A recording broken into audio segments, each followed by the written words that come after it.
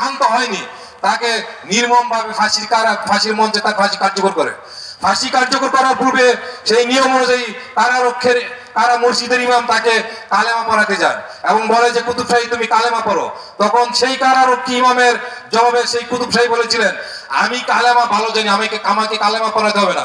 যে কালেমা পড়ার কারণে সরকার তোমাকে বেতন দেয়, সেই একই কালেমা ব্যাখ্যা করার কারণে সরকার আমাকে ফাঁসি দেয়। সুতরাং তোমার কালিমার চেতনা আর আমার কালিমার চেতনা এক চেতনা নয়। সুতরাং আওয়ামী লীগের মুক্তিযুদ্ধের চেতনা এবং বিএনপির মুক্তিযুদ্ধের চেতনা এক চেতনা নয়।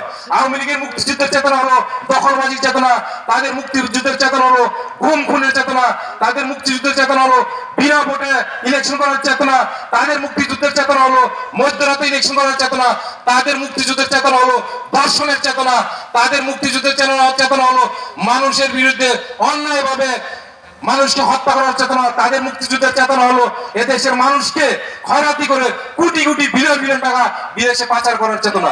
মুক্তিযুদ্ধের চেতনা, সত্যিকারের মুক্তিযুদ্ধের চেতনা হলো বিএনপি ধারণ করে। বিএনপির মুক্তিযুদ্ধের চেতনা হলো এদেশের মানুষের ভোটের অধিকার ফিরিয়ে দেওয়ার চেতনা। বিএনপির মুক্তিযুদ্ধের চেতনা হলো কৃষকের সাথে হাসি মুখে কথা বলার চেতনা। বিএনপির মুক্তিযুদ্ধের চেতনা হলো এই দেশের মানুষকে সঠিকভাবে এদেশের মানুষের ভোটের অধিকারকে মানুষের কাছে ফিরিয়ে দেওয়ার চেতনা।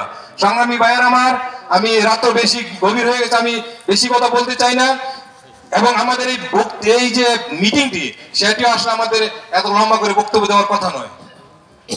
আপনারা, আমি আর অল্প একটি কথা বলে আমি শেষ করতে চাই। আপনারা নিশ্চয়ই জানেন যে আমাদের যে এই যে ছাত্র জনতা যারা নির্মম নিষ্ঠুরভাবে যাদেরকে হত্যা করা হয়েছে, আসলে এই জিনিসগুলি 5 তারিখের যে ইতিহাস, যে ভিডিওগুলো আছে, এগুলি দেখলে আমাদের আসলে চোখে পানি ধরে রাখা যায় না। আসলে রাজনীতি একটি অত্যন্ত সহজ। এদেশে আমি একটি কথা বলি যে ইংরেজিতে একটা কথা আছে যে a person can achieve everything by being simple and humble to everyone. যে কথাটার মানে হলো একজন মানুষ তার আচার আচরণ এবং ভালো ব্যবহার দিয়ে সে যে কোনো কিছু অর্জন করতে পারে। আমি এই কথাটা এই কারণে বললাম, আমার ছোট ভাই রাজু আছে এখানে। আমরা ঢাকায় একটা প্রোগ্রাম করেছি, যখন দ্রব্যমূল্যের আকাশ সীমা ঊর্ধ্বগতি ছিল, তখন আমরা ক্রয় মূল্যে সবজি বিক্রি করে কিনে সেই সবজি আমরা যেই মূল্যে ক্রয় করেছি সেই মূল্যে বিক্রি করেছি মানুষের কাছে। কিন্তু এই কথাটা আমি এই কারণে বললাম যে আমরা যখন এই ক্রয় মূল্যে সবজি বিক্রির প্রোগ্রামটা করলাম, তখন আমরা দেখছি কেজিতে 10 টাকা 20 টাকা করে কম দেওয়ার কারণে একজন মানুষ তারা আমাদেরকে সেলুট দিয়েছে। কিন্তু আমাদের রাজনীতি আসলে দেখেন, তারা কিন্তু আমাদের কাছে কিছুই চায় না। এই যে 10 টাকা কেজিতে সবজি কম বিক্রি করলাম আমরা, আমাদের রাজনীতি আসলে সেই জায়গায়। মানুষের কাছে কিন্তু একজন এমপি হবে, তার কাছে কিন্তু এই এলাকার কৃষক কিছুই চায় না।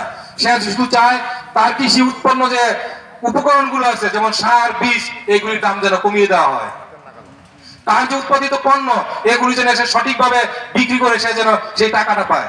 আমাদের কাছে, আমাদের এমপিদের কাছে, আমাদের যারা মন্ত্রী মহোদয় হবে, তাদের কাছে শুধু তার এটাই চায়। কিন্তু বিনিময়ে আমরা তাদেরকে কি দিতে পারি? আমরা তাদেরকে আমাদের ভালো ব্যবহার, ভালো আচরণ, এগুলি দিয়ে আমাদেরকে তাদের কাছে যেতে হবে। শহীদ রাষ্ট্রপতি জিয়া রহমান একটি কথা বুঝেছিলেন যে এই দেশের যদি গণতান্ত্রিক উপায়ে ভোটের মাধ্যমে ক্ষমতায় যেতে হয়, তাহলে এই দেশের 80% কৃষক, তাদের সাথে আমাদের ছুটে যেতে হবে। এবং এই অনুভূতি থেকেই তিনি কৃষক দল প্রতিষ্ঠা করেছিলেন। কৃষকদেরকে ছাড়া এই দেশে রাষ্ট্রীয় ক্ষমতা দখল করার কোনো বিকল্প নেই। সুতরাং এই রায় দিলেন কৃষক দল একটি শক্তিশালী সংগঠন হিসেবে তারা এখানে তাদের মেধা যোগ্যতা দিয়ে এই এলাকায় তাদের রাজনীতিকে তারা আলোকিত করবেন। এবং তারা আগামীতে যে জাতীয় নির্বাচন আসবে, সেই নির্বাচনে এই এলাকার মাটি ও মানুষের নেতা শাহ রিয়াজুল আলম রিয়াজের হাতকে শক্তিশালী করার মধ্য দিয়ে আমাদের দেশ নায়ক তারেক রহমান এবং আমাদের সকলের শ্রদ্ধার জায়গা আমাদের দেশনীতি বেগম খালেদা জিয়ার হাতকে শক্তিশালী করবেন, সেই প্রত্যাশা, যে আশা ব্যক্ত করে আমি আমার